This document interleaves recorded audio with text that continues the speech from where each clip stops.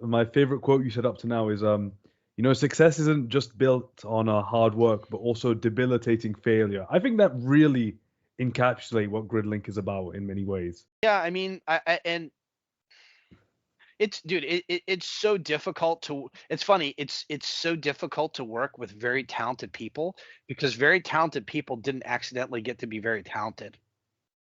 They had to work really hard to not only get to be that good at what they're doing, they have to work even harder to maintain it.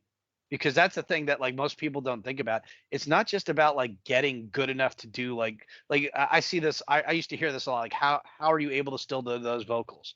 Practice. That's why your voice is so good. When we're getting ready to do a Gridlink record, I will practice 1 to 2 times a week for about an hour, hour and a half at a stretch. It is extraordinarily difficult to do this kind of music and to be uh, what's the word?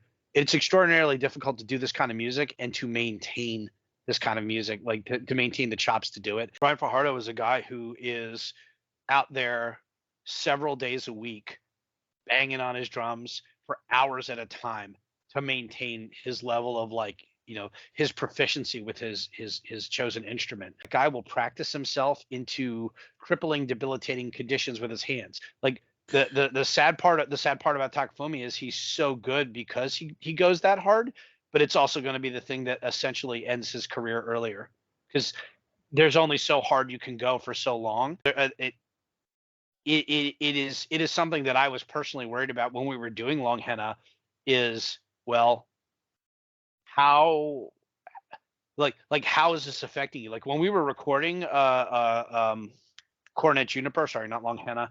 When we were recording Cornet Juniper, there were multiple times where his hand would just cramp up to the point where he needed a break, and be like, okay, take a break, and then he would keep playing, and you would have to sit there and literally prevent him from putting his hands on his guitar to prevent him from working, because that's what it takes to be as good as he is. It's an actual physical commitment, and I mean, if you watch videos of him now, he's wearing a brace on his hands again, right? That's not an accident.